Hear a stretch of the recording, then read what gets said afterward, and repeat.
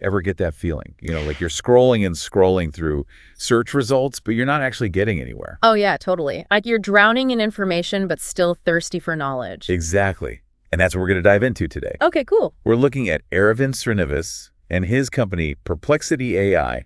Oh, yeah, I've heard of them. They're trying to, like, reinvent search, right? Exactly. They want to challenge the big guys like Google and change how we find information, or really how we, understand knowledge. Ambitious. Totally. We've got a whole stack of sources here, news articles, analysis of Srinivas' work, even some stuff about his vision for the future. Sounds fascinating. Yeah, and it's a future that could seriously change how we learn, work, maybe even make decisions. Okay, I'm all ears.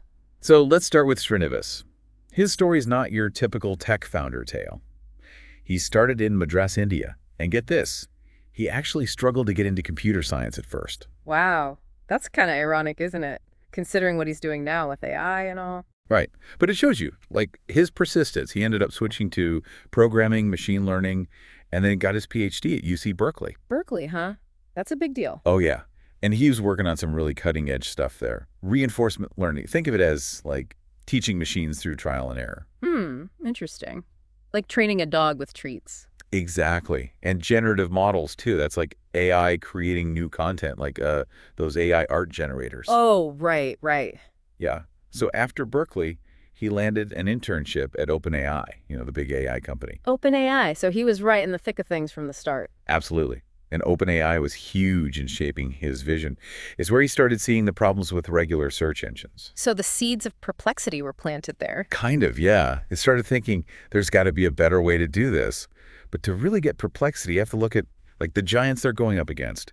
Google, Microsoft, Meta, they control how we find stuff online. Right. Each with their own pros and cons, I guess. Totally. Google, obviously, the king. But sometimes it feels like they care more about showing you ads than giving you, the best answer. Yeah, I feel that. It can be overwhelming, Totally. And then there's Microsoft trying to catch up with Bing AI. And Meta trying to shape what we see through social media. Which is a whole other can of worms, right? And we can't forget ChatGPT. Oh, yeah, ChatGPT. Everyone's talking about it. It's cool for, having a conversation with AI and getting detailed explanations, but What? it can't access real-time info or give you specific sources like Perplexity. Right, I see. So it's like a different approach to the whole AI and knowledge thing. Exactly. Perplexity calls themselves an answer engine, not just a search engine.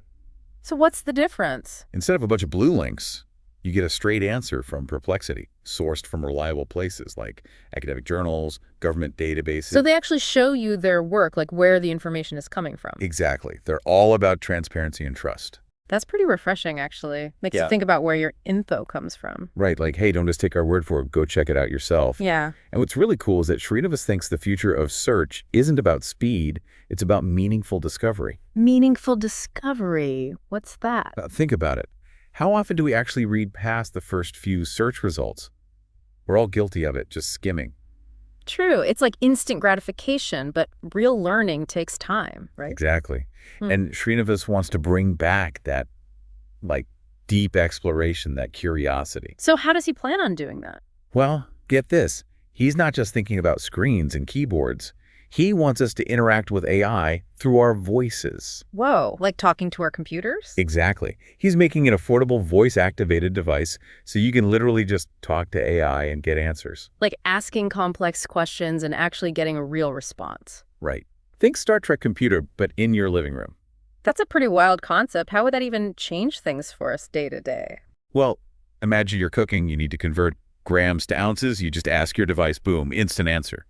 Or a student struggling with a history question, they can just ask and get a nuanced explanation, no typing needed. So it's about making knowledge more accessible, like truly accessible. Exactly.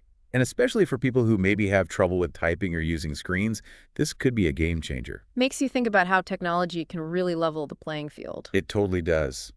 Now, navigating the AI world takes some serious connections, and Srinivas has got them. He's tight with Sam Altman from OpenAI. They're both big on responsible AI development. Responsible development, good. Yeah. Because this stuff's powerful, Absolutely. And even though he didn't work directly with Elon Musk, Srinivas is aware of, Musk's big vision for AI. Yeah. That kind of thinking, even from afar, It pushes you. Yeah, Musk's a big force, whether you agree with him or not. Totally. Then you've got Mark Zuckerberg. His focus with Meta is more on social connection, which is different, but there's still that common thread of using tech to make a difference. So it's like this mix of personalities shaping the AI world, each with their own focus, but all kind of intertwined. Exactly. And in the middle of it all, you've got Srinivas and Perplexity, aiming to change how we, interact with information itself. It makes you wonder what the future of knowledge will look like with all these forces at play. It really does. Okay, so we've covered a lot: Srinivas' journey, the current scene, and Perplexity's goals. But before we get too ahead of ourselves, let's take a step back. Back to Perplexity itself. Yeah. What are they actually doing differently? What's the secret sauce? We'll dive into that after a quick break. Back to Perplexity itself, what's so different? Yeah, what's the big deal? Why should anyone care about this? Well, for me, it's about access. Not everyone has the same resources when it comes to finding good info, you know? Right. Some people have fancy databases, subscriptions, but most don't. Exactly. And think about it. So much of our lives depend on the info we have, right? Health, politics, everything. Makes a huge difference in the choices we make. Huge. And Perplexity could, level the playing field. Anyone with internet, bam, they've got this powerful research tool. Like having a personal librarian who instantly pulls up the best stuff from reliable sources. And it could be a game changer for people who've been left out of the conversation, those without access. It's about democratizing knowledge. Exactly, giving everyone a voice, letting them participate, making sure society's actually informed. So it's not just speed, it's about making good information available to everyone. Regardless of their background or anything. And that's what makes Srinivas' vision so interesting. It's not just a search engine, it's about social good, Yeah, he actually cares about the impact this could have, making things better, not just profits. Right. But any new tech, especially AI, there's always a flip side, potential downsides. Oh, for sure. Like bias, that's a big one.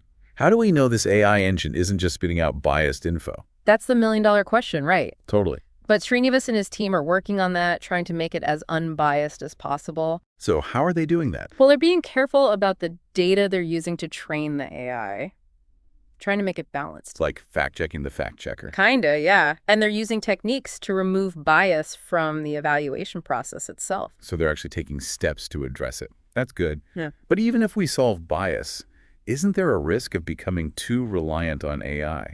Yeah. Losing our ability to think for ourselves. Exactly. We get spoon-fed answers, we stop questioning, we just accept. We've seen that happen with social media already, haven't we? Totally. Echo chambers, filter bubbles. So how do we make sure Perplexity doesn't become that?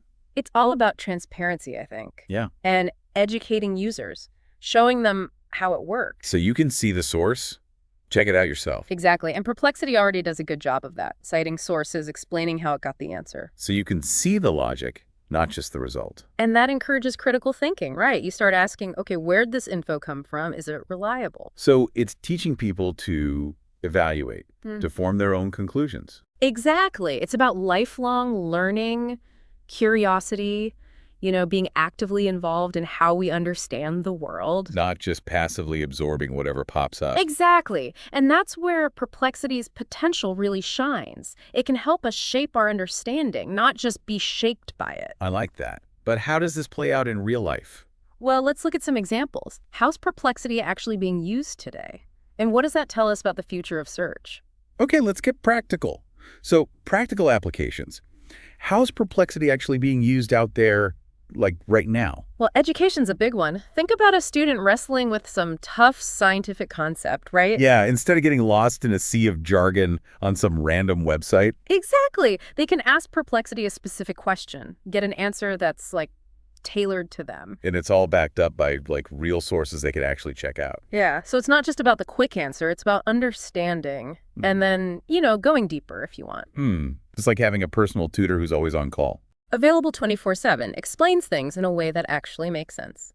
No more late-night Wikipedia rabbit holes. And it's not just students, right? Oh, absolutely. Professionals are using it too, doctors, lawyers, anyone who needs reliable info fast. Keeps them up to date, Helps them make better decisions. Exactly. Imagine a doctor checking for drug interactions or a lawyer researching a case. Perplexity can make a real difference there. Potentially even saving lives. Exactly. And remember that voice-activated future we were talking about? It's not just a cool gadget, you know? Oh, yeah, that could be huge. It could completely change how we, use information every day.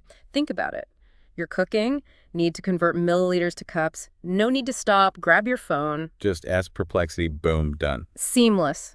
Makes knowledge part of your life, always there. And for people with disabilities, who maybe struggle with typing or screens, Yeah, that accessibility is huge. it's like it opens up a whole world of information that might have been difficult to access before. So we're talking about a future where anyone can just talk to AI and get reliable answers.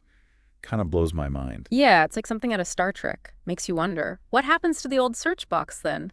Do we even need to type anymore? Is that the end of keywords? Maybe, maybe not. Some think voice will replace typing entirely. Others think they'll both stick around, each with their own strengths. Either way, things are changing fast. Fast. And Perplexity's right at the forefront. But with all this power comes responsibility. Oh, yeah, absolutely. We can't just blindly trust AI to give us all the answers. Gotta stay sharp, think critically, double-check the info, especially with all the biases out there. It's like the more we rely on AI, the more important it is to, sharpen our own thinking skills. Exactly. We gotta be active participants, not just passive consumers. It's about that meaningful discovery. Yeah, exactly. It's not just about having the answer. It's about understanding it, questioning it, using it to make the world a better place. And maybe, just maybe, that's what Perplexity can help us do. Maybe it can. Transparency, accuracy, access, these are good things. So, as we wrap up our deep dive into Aravind Srinivas and Perplexity AI, we could ask ourselves, what role do we want to play in this new world? Are we going to sit back and let AI do the thinking, or are we going to step up and engage? The future's being shaped right now, and it's up to all of us to decide what it looks like. So keep exploring, keep questioning, and most importantly, keep learning.